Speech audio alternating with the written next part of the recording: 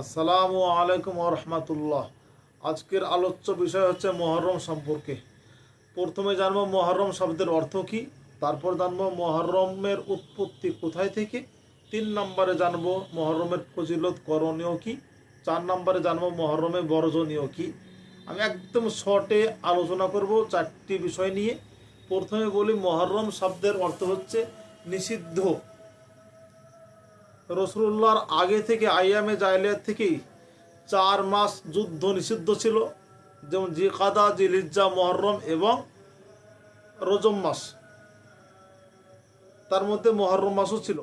এই মুহররমের উৎপত্তি সম্পর্কে বলতে গেলে আজকাল দেখবেন যত স্কুল, কলেজ, সরকারি প্রতিষ্ঠান ছুটি ঘোষণা করা হয়, সেটা হুসাইন রাদিয়াল্লাহু তাআলা যে শাহাদাতের ঘটনা কারবালার ময়দানে ঘটেছিল সেইটাকে সামনে রেখে।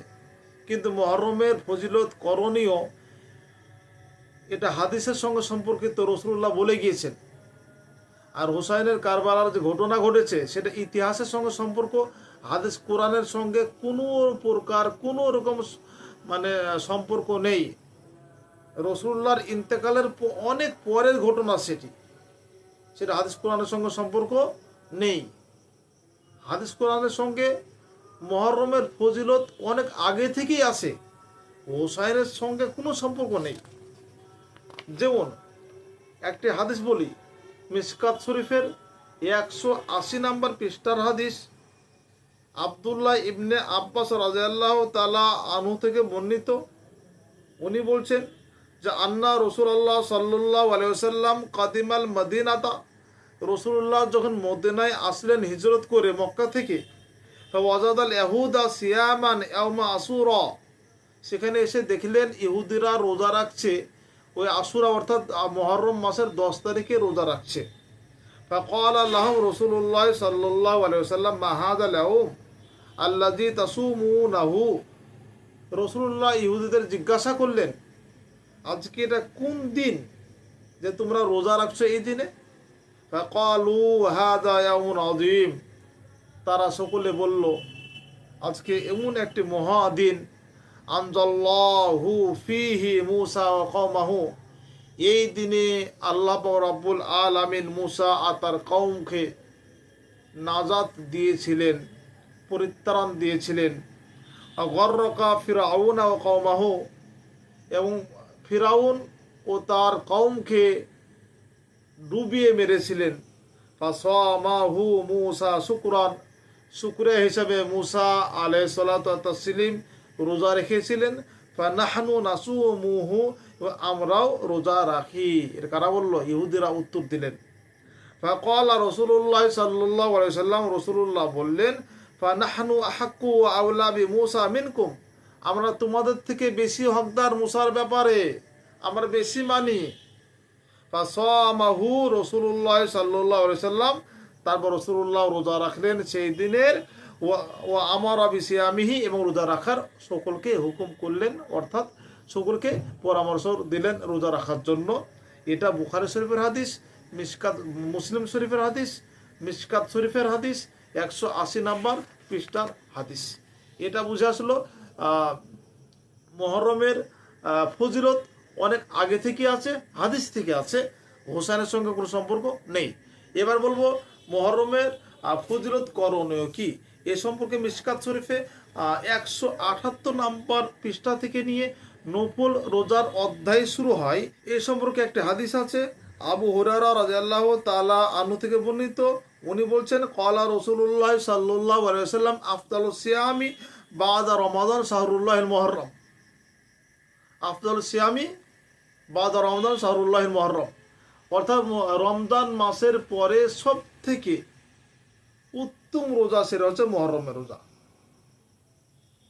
রমজান মাসের পরে সব থেকে উত্তম রোজা সেটা হচ্ছে মুহররমের রোজা।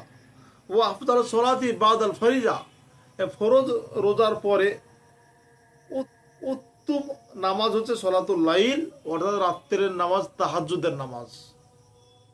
তাহলে এখানে বুঝা আসলো রমজান মাসের পরে সব থেকে গুরুত্বপূর্ণ রোজা ফজিলত রাখে সেটা হচ্ছে মুহররমের রোজা। এবং ফরজ নামাজের পরে সব থেকে দামি রোজা সেটা হচ্ছে তাহাজ্জুদের নামাজ। তারপরে আব্দুল্লাহ ইবনে আব্বাস রাদিয়াল্লাহু তাআলা আনহু থেকে আরো একটা হাদিস আছে, রাসূলুল্লাহ সাল্লাল্লাহু আলাইহি ওয়াসাল্লাম বলেছেন যে হিনা সামা রাসূলুল্লাহ সাল্লাল্লাহু আলাইহি ওয়াসাল্লাম আসুরা ওয়া আমারা বিসিয়ামিহি।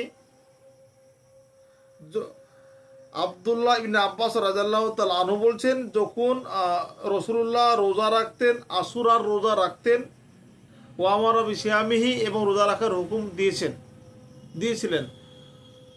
ক্বালু সাহাবারা বলেছিলেন, ইয়া রাসূলুল্লাহ আন্নাহু ইয়াউমুন ইউআযিমুল ইয়াহুদ ওয়া নাসারা, আজকে এমন একটা দিন, এই দিনের সম্মান করে তাজিম করে ইহুদি নাসারারা। এর আগে বললাম কারণটা। ফাকালা রাসূলুল্লাহ সাল্লাল্লাহু আলাইহি ওয়াসাল্লাম, তারপর আল্লাহ রাসূল শুনলেন যে এই দিনে রোজা রাখছি, তারাও সম্মান করে, অথচ অন্য হাদিসে আছে, আবু দাউদ শরীফে আছে, রাসূলুল্লাহ বলেছেন যে মান তাসাব্বাহা মিন কওমিন ফাহুয়া মিনহু, যে জাতির কওমের অনুসরণ করবে তার সঙ্গে তার হাসর হবে। তার মানে অন্য ধর্মের অনুসরণ করা জায়েজ নেই ধর্মীয় বিষয়ে। তাহলে পরে এটা ধর্মীয় বিষয়, ইহুদিদের তারা রোজা রাখে, আমরাও যদি রোজা রাখি তাহলে একই রকম হয়ে গেল, তাসাব্বু হয়ে গেল। তা রাসূলুল্লাহ বললেন, লাইন বাকিতু ইলা কাবিলিন, আমি যদি আগামী বছর জীবিত থাকি, লাসুমান্না তাসিয়া, তাহলে অবশ্যই আমি 9 তারিখও যুক্ত করব, আর 10 তারিখের আগে 9 তারিখও রোজা রাখবো, 9, 10। তার মানে তাদের বিরোধিতা করার উদ্দেশ্য, আপনি 9, 10 বা 10, 11 রোজা রাখতে পারেন। তার মহরমে রোজা রাখলে পরে 9, 10 বা 10, 11 রোজা রাখবো। আরও একটা হাদিস আছে, আবু কতাদা রাদিয়াল্লাহু তাআলা আনহু থেকে বর্ণিত। এই হাদিসটা যেটা বললাম আমি, এই হাদিসটা মুসলিম শরীফে আছে, মিশকাত শরীফে 178 থেকে নিয়ে 79 নাম্বার পৃষ্ঠার হাদিস। তারপরে যে হাদিসটা বলছি ওটা মিশকাত শরীফের 179 নাম্বার পৃষ্ঠার হাদিস, যে আবু কতাদা রাদিয়াল্লাহু তাআলা আনহু থেকে বর্ণিত। লম্বা হাদিস, পুরো হাদিসটা বলবো না, তবে লাস্টের অংশটা বলছি আমি। ও সিয়ামু ইয়াউমি আশুরা, মানে 10ম দিনের রোজা রাখা। ইয়াউমু আশুরা মানে হচ্ছে মুহররম মাসে 10 তারিখে রোজা রাখা। আহতাসিবু আলাল্লাহি আইয়ুকাফিরা সানাতাল্লাতি ক্বাবলাহু, 1 বছর পূর্বেকার গুনাহ মাফ হওয়া আমি আল্লাহর কাছে আশাবাদী, যে ধারণা করি যে 1 বছর পূর্বেকার গুনাহ মাফ হয়ে যাবে কেউ যদি মুহররমে রোজা রাখে। তারপরে আগের শব্দ ছিল আরাফার রোজা রাখলে 1 বছর আগের ও পরের গুনাহ মাফ হওয়ার হাদিস, আগের শব্দটা ছিল, পুরো হাদিসটা বললাম না আমি। এই হাদিসটা মুসলিম শরীফে আছে, মিশকাত শরীফের 179 নাম্বার পৃষ্ঠার হাদিস। তাহলে আমরা রোজা রাখবো ইনশাল্লাহ মুহররমের 2টো করে, 9, 10 বা 10, 11। চেষ্টা করবো 9, 10, না হলে 10, 11। বর্জনীয় বলতে গেলে পরে এই মাসে অনেক কুসংস্কার ইসলামের নাম দিয়ে ভুল কাজ হয়ে থাকে, যেগুলো বিদাত। অনেক এলাকায় খিচুড়ি রান্না করা হয় এ উপলক্ষ করে, এবং সেখানে অনেক নাজায়েজ কাজ করা হয়, বিদাত। এবং শিয়া ভাইরা হাতে ছুরি অস্ত্র নিয়ে বুকে পিঠে মেরে রক্ত বের করা হয়, এগুলো একদম জায়েজ নেই, হারাম কাজ। আপনার শরীরে রক্ত বের করবেন আপনি, এটা আল্লাহ কখনো চান না। আপনি চাইলে অসহায় মুমূর্ষু রোগীদের রক্ত দান করুন, অসহায় লোকদের রক্ত দিন, তাও আল্লাহ বেশি খুশি হবেন। কিন্তু এইভাবে নিজের রক্তকে নষ্ট করে রক্তপাত করবেন না ইনশাআল্লাহ, এগুলো একদম জায়েজ নেই। সমস্ত ধরনের বিদাত কুসংস্কার থেকে আমরা বেঁচে থাকবো ইনশাআল্লাহ। আসসালামু আলাইকুম ওয়া রাহমাতুল্লাহ।